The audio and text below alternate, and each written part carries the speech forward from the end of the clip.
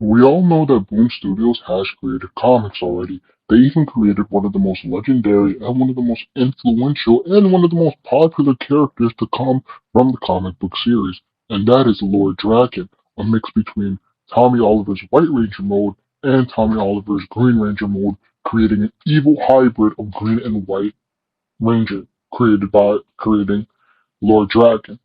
But most people might not know that there were actually Power Ranger comics before Boom Studios took them over. And that is what we're going to talk about today. The comics that came before Boom Studios. Now, most of these comics are pretty much episodes of Power Rangers when you look at them from a different point. None of them really have to connect with each other. They all mainly just have a one-off story, if that's the case, or how you want to word it. I mean, they're literally just episodes of Power Rangers, just in a comic book slash book form. But there have been various companies that have done comic books for Power Rangers before Boom has taken them over. Boom got the license for Power Rangers in 2016. However, there were comics before that owned by other companies that did comics to promote Power Rangers. See, Power Rangers was a big thing. The first one we have up is Hamilton Comics, which was from 1994 to 1995, so 1 year essentially.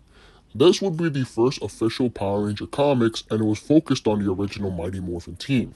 It included Volume 1, which is issues 1 through 6, Volume 2, which is issues 1 through 4, and Volume and a Mighty Morphin Power Ranger Saga, which is issues 1 through 3.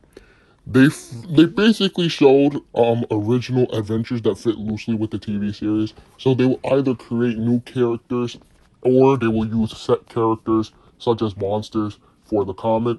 But they were basically episodes of Mighty Morphin Power Rangers in just a comic book form. Then you have Marvel Comics. Yes, the Marvel Comics. The Marvel Comics that had Spider-Man, Captain America, Black Panther, Wolverine, all of them dudes.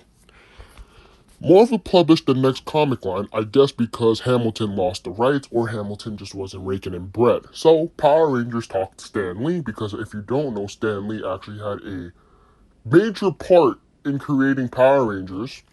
However, that's a different topic for a different video. Marvel would eventually produce the next comic line, which would be Mighty Morphin Power Rangers issues 1 through 7, Mighty Morphin Power Rangers Ninja Rangers, which is issues 1 through 5, which would cross over with the VR2 Troopers, and a comic adaptation of the Mighty Morphin Power Rangers movie, which had Ivan Ooze as the main villain. They mixed TV adaptations with the original story. So unlike Hamilton comics, which would just grab from the TV show, Marvel would create their own storylines for the Power Rangers show. Now, here's the thing, I don't know if these comics are canon to the show, but that's something we might have to talk about in a different video. Then, the next one we have is Image Comics, who only lasted 1 year. Image Comics published one issue of Power Rangers Zeo, which landed on a cliffhanger because the series was canceled. I'm pretty sure it got canceled because people really didn't like Zeo because it was a change in Mighty Morphin, and no one really liked the fact that it was a different suit because you ran with the same suits for God near 3 seasons, Saban. Why would you want to change it now? But I'm assuming that is why the Image Comics run wasn't that long. Then we have the Acclaim slash Valiant comics in 1997. They published the Power Ranger Turbo comics, and it included a Power Ranger special, which would be Power Ranger Turbo versus the Big Bad Beetleborgs Metallics crossover. These were mostly one-shots and short stories, so they were just not really comics, but they were like the little tiny comics you get, whether you're in like, say you get an action figure and it comes with a comic, that is what these comics were, essentially. Then you have the Disney era comics, which is actually one of the most longest ones, running from 2003 to 2009. Considering the fact that most people think the Disney seasons are amongst the best seasons of Power Rangers, I can see why this happened. These comics dealt with the 4 different shows. Each were Disney properties. See, the thing was, during Disney's ownership of Power Rangers, they decided to release comics tied to the current TV seasons. So every season would have a line of comics. So you have Power Rangers Ninja Storm, Power Rangers Dino Thunder, Power Rangers SPD, and Power Rangers Operation Overdrive. These appeared in outlets like Tokyo Pop, Disney Adventures, and Jetix magazines, and were generally simple adventures or adaptations than major ongoing stories. So, just like in the comics beforehand, especially in the Mighty Morphin first one, which was the Acclaim, which was the Hamilton comics, sorry, they were basically one-shots, but these lasted far longer due to the fact that Disney held Power Rangers for a very long time. I actually remember that when I was in pre-K, my teacher had bought a copy of a Power Rangers Ninja Storm comic, and I lost it to some kid, and I was very pissed. I even tried to steal it from him, but that plan didn't work out the way I wanted it to.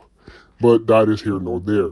Then we have the final ones that took over before Boom Studios, and that is Paper Cuts. If you don't know what Paper Cuts is, I am very familiar with them because I used to read the Geronimo Stilton graphic novels that Paper Cuts Company used to create. They lasted from 2012 to 2014. The final publisher before Boom would release comics, but these would be off the Nickelodeon shows. This would be Power Rangers Super Samurai, Power Rangers Megaforce, and a short Mighty Morphin Power Rangers series. These were aimed at younger readers and mostly retold or expanded the TV shows. So I actually know this because I actually read the Paper Cuts and Megaforce stories. I found them in my library, in public at a public library. I actually grabbed the Megaforce one with Noah on the cover, and I grabbed the Mighty Morphin one. I never got to read a Samurai one though. But yeah, I actually read those. It was the only way my mom was going to be able to make me read something, to be honest. But yeah, and they basically were one-off stories. I believe the Mighty Morphin one might have retold the origins of Mighty Morphin, like with Rita, 5 years Rita's escaped, that type of thing. But I know for a fact that the Paper Cut Samurai and Megaforce ones were one-off stories, just because of the fact that some of the events that happen in the comic don't happen in the show. Um, and the one thing you could say about these comics is that they barely manage to make the humans look like they do in the show. It's actually kind of crazy how they don't look alike at all. But yeah, those are the six companies that owned Power Ranger comics before Boom Studios took it over. They're not connected at all. They're just companies that decided to capitalize on the popularity of Power Rangers.